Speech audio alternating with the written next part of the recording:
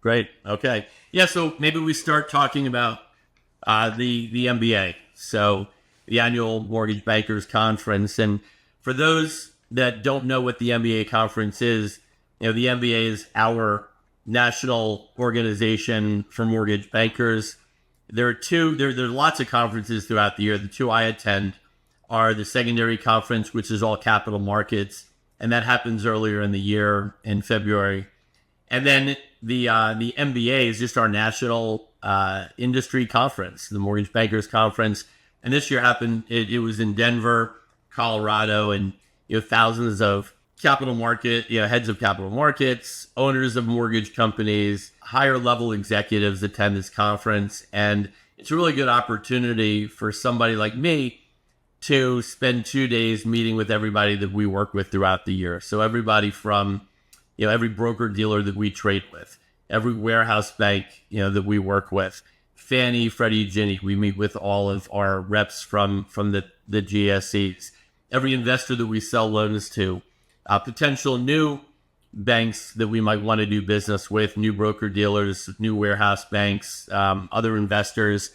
So it's a great opportunity. It's almost like speed dating. You literally just go from meeting to meeting to meeting, from hotel to hotel to hotel. And then they have some speakers and stuff like that. And this year they had Katy Perry. Freedom Mortgage always hosts a giant concert. Last year, I think it was Maroon 5, and this year was Katy Perry. And she was phenomenal, by the way. She was unbelievable. She walked through the crowd and sang. There were about 1,000 people at a smaller venue, and it was a lot of fun. But one of the things that you also gauge from these conferences is just sentiment, confidence in the industry, right? What are the other owners or executives at other mortgage companies feeling about the industry? And we came out of the third quarter, all of us, feeling really good.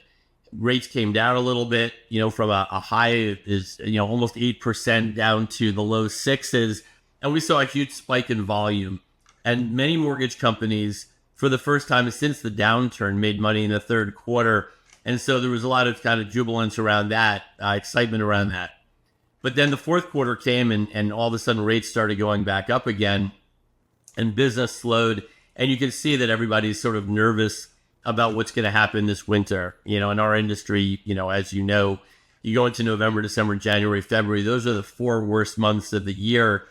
And it really doesn't help if rates are going up during that period, because that just further exacerbates, the seasonality of our business. What we did gauge from the people that we talked to, and I feel this way as well, is that, not that long ago, middle of the year, and especially when rates were getting real close to 8%, 30-year fixed mortgage rates, we all started thinking, okay, when is this going to end? When is the industry going to come back? When are refis going to come back? When are people who are currently at 3% on their mortgage going to list their house for sale, sell it, and buy another house at some other rate?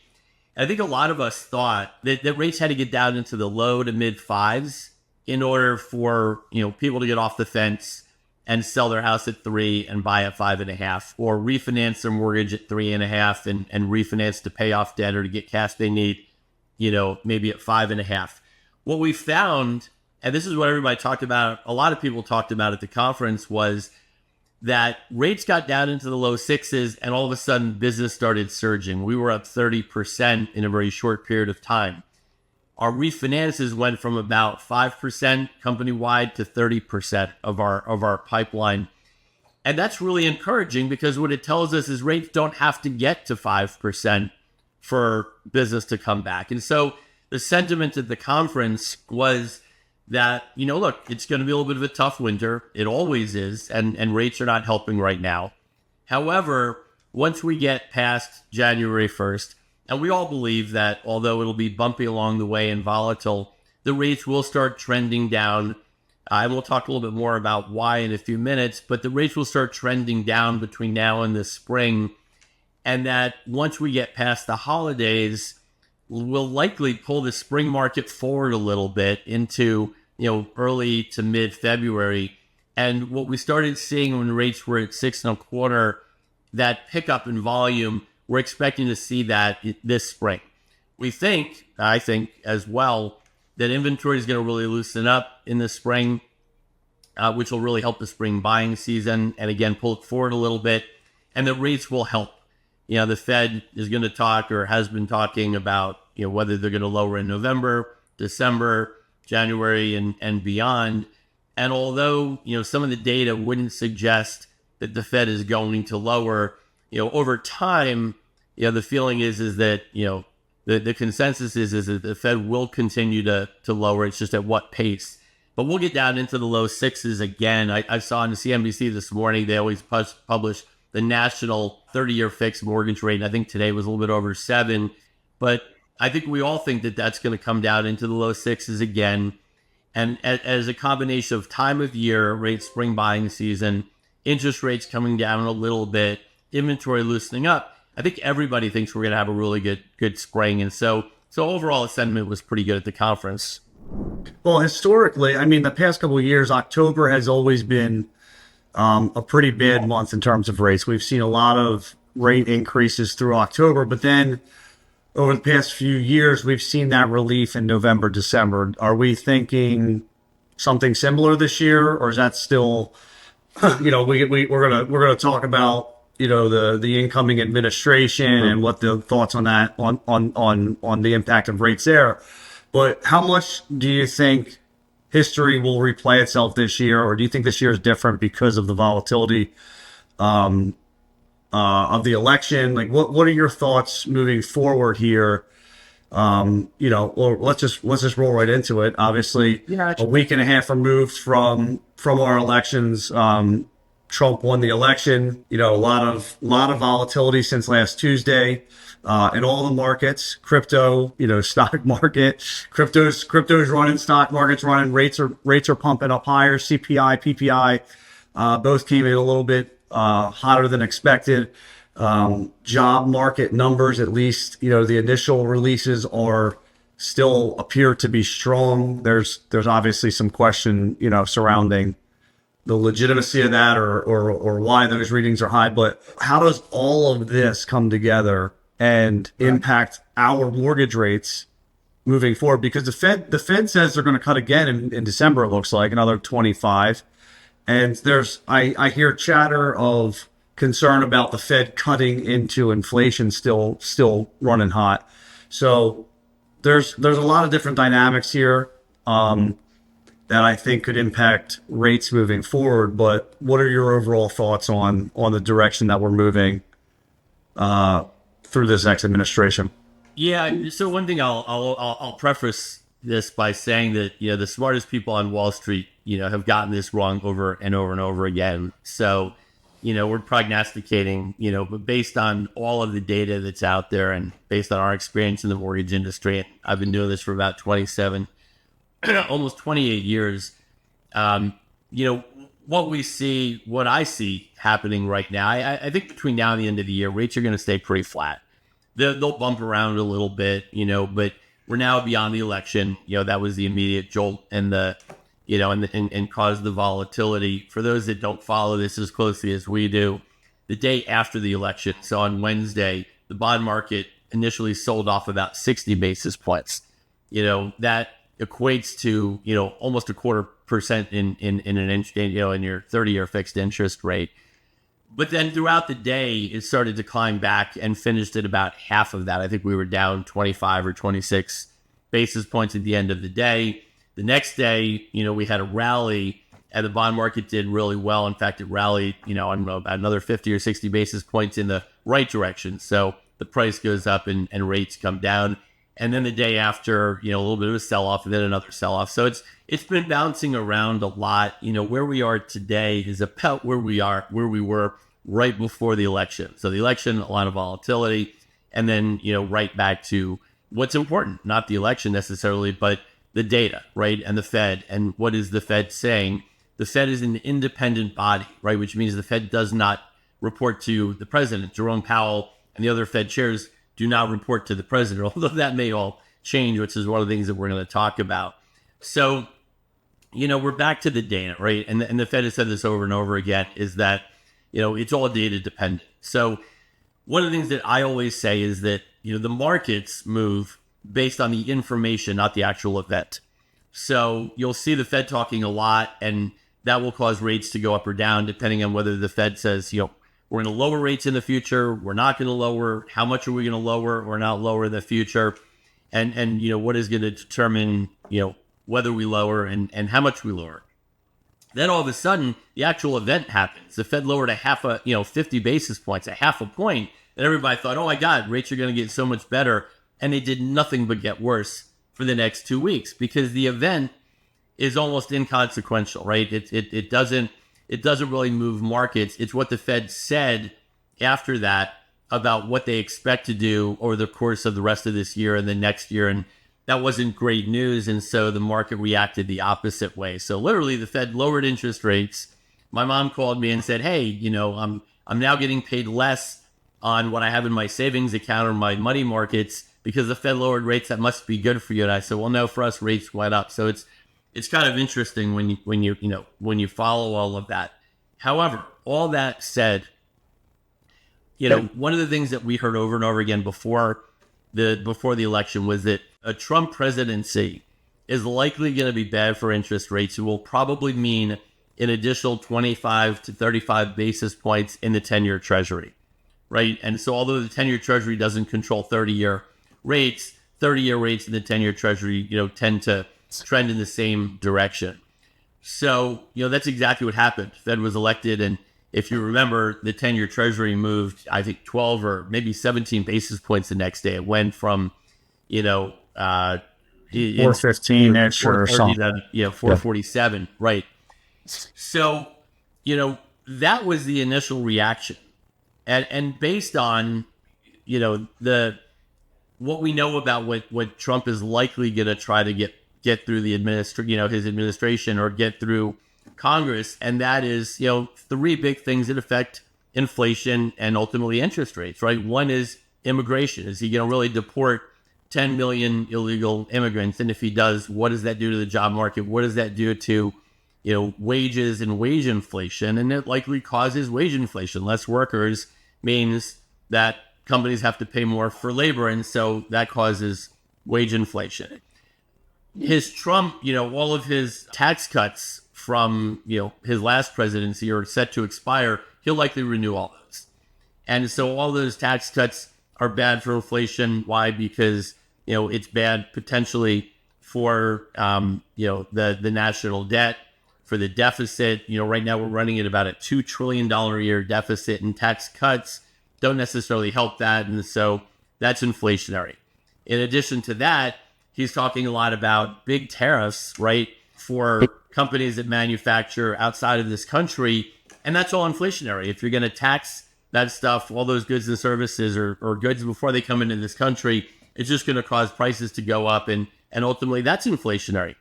So inflation is horrible. And inflation is bad for interest rates because it means the Fed, right, the only lever or control they have really to control inflation is to raise interest rates. However, this is Donald Trump that we're talking about. And that's where I think the markets are trying to determine or figure out, what does this really mean for interest rates? What do I mean by that? Well, picture a balloon, right? And you've probably heard this scenario before. You put air in a balloon. If you push on it one way, the air's got to go somewhere, so it comes out the other side, right? Well, that's tariffs and taxes and jobs or immigration. You're pushing on one side, it's going to cause inflation. It's going to cause interest rates to go up on the other side, unless you're Donald Trump. Because Donald Trump is going to do something very different than what other presidents might do, and he's going to try to control the Fed. And there's three things he can do to try to control the Fed. One is he can just beat him over the head. If you remember when Trump was president, last time, he got up and he yelled and screamed at Jerome Powell, who he nominated for that position. I think he said things like, if you don't lower interest rates, you're an idiot. The Fed doesn't know what the hell they're doing, blah, blah, blah, blah, blah, because he wanted low interest rates. And he put a lot of pressure on the Fed. Now, the Fed's an independent body. They don't have to listen. But if they don't, what are the other options? Okay, so number one, put pressure on the Fed. Number two, if that doesn't work, fire Jerome Powell. There's a lot of controversy right now over whether or not he could fire Jerome Powell legally and then install somebody else or nominate somebody else that will be more interest rate friendly or Trump friendly. And so, there's been a lot of conversation in the news about whether or not he would fire Jerome Powell. And if he does, Jerome Powell is already fighting back and saying if he fires him, he's going to sue President Trump because he shouldn't be allowed to do that. So if he, doesn't fire them, what else could he do? Well, he could go to Congress and he could try to change the law and make the Fed report to the president instead of being an independent body. What is the likelihood of that happening? Who knows? But those are the three things that he could do so that even when he pushes on one end of the balloon, on the other end of the balloon, right, he's going to push as well and try to keep interest rates low. And so a lot of people said, okay, but if he does that, then there's inflation, and then that doesn't look good for him. It's not good for the economy. Inflation is terrible. But here's the thing. If Donald Trump were to do all those inflationary things and keep interest rates low or lower than, the Fed might otherwise do, the effects of that won't show up in the data for years and years and years, right? If you deport 10 million illegal immigrants and all of these tariffs, if you, renew all of your, tax policy, even if you do all of that, it's going to take years before that shows up in the data and starts to show, and inflation starts to climb. And Trump will already be at the end of his presidency by the time that happens. So I don't know. I'm not sure that everybody shares my view on what's going to happen. But, if you're asking me if I was a betting man, I think, he's going to move forward, push his agenda with immigration and with tariffs and with taxes. I think he'll get a lot of that through because he's going to have a lot of control over Congress. And on the other side, I think one way or the other, he's going to put a lot of pressure on the Fed and he's going to be successful and he's going to drive interest rates down. So, well, I mean, if he did it in his first term, he puts a lot of pressure on them. He made his money in real estate. So I think he does understand the importance of getting the real estate market moving from where it's at right now. I would agree with you on the inflationary stuff. The question is whether or not, what sort of growth that he's building from this administration. So there's a lot, to unpack there. I think, unfortunately, it's just going to take time to really, really digest it. But my final thought really is, I've been doing this for 20 years roughly, and I don't recall a time where there's been such a disconnect from what the Fed is pushing and how the markets are reacting. So I'd like to know what your read on that is, because, the Fed is cutting, and it seems like the bond market is reacting to their cuts by pushing rates higher. So their vision of where the economy is, talking about the Fed and then bond markets, don't seem to be aligned. And I don't recall a time recently where they've been so disconnected. Do you? I've said this before. We're in unprecedented times. I've never seen anything like this before. However, again, short-term volatility and long-term trend are two very different things. And I think that what the Fed, is doing in lowering interest rates, a half a point and a quarter point and maybe another quarter point, that's eventually going to have an impact on long-term interest rates. It has to. It's just going to take a little while because right now the markets are reading the data. And if inflation doesn't seem like it's under control, and if Trump is going to push forward an agenda that's inflationary, the bond markets are going to do what they naturally do, which is sell off and rates are going to go higher.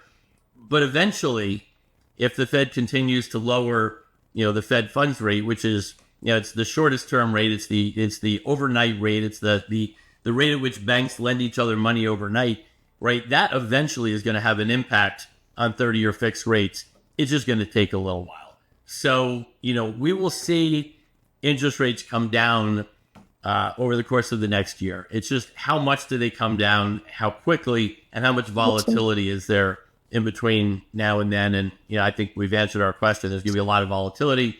It's going to come down slowly, but it will trend in the right direction. Yeah, I think, this has kind of been a high level conversation in terms of rate, but like bringing it back to, the consumer, the people that are on the fence about buying, refinancing, expect volatility. If your goals are met with a refinance, take advantage of it. Whatever happens, rates up, rates down, this volatility, it's going to take some time for this to work its way through the system. In my opinion, if there are savings, and benefit of a refinance, take advantage of it now. This is not going to resolve itself in the next 30, 60, 90 days, I don't believe. Same thing with the home. The buyers that are on the fence, plan accordingly, plan on weathering the storm for a year or two with rates, with rate volatility. What I keep coming back to is, we tag that 6% rate as, that's kind of like that's kind of like the barometer of what gets things moving, in my opinion. I think if we make our way back down to that 6% mark, not only will the demand and activity pick up, but I think that pushes people off of the fence that are thinking about selling. And so I think that helps with inventory too. So we will get there at some point. The question is when. And, if you're on the fence about buying, if we end up getting to that 6% point at some point, at some point in 25, early 26, whenever that is, property values are going to start pumping again, in my opinion. I just don't think that there's enough inventory in the U.S. to meet the demand of all these buyers that keep coming to market. I mean, all these new buyers, what is it, 1.5 million buyers new buyers coming to market every single year, and new home construction is not keeping up with that.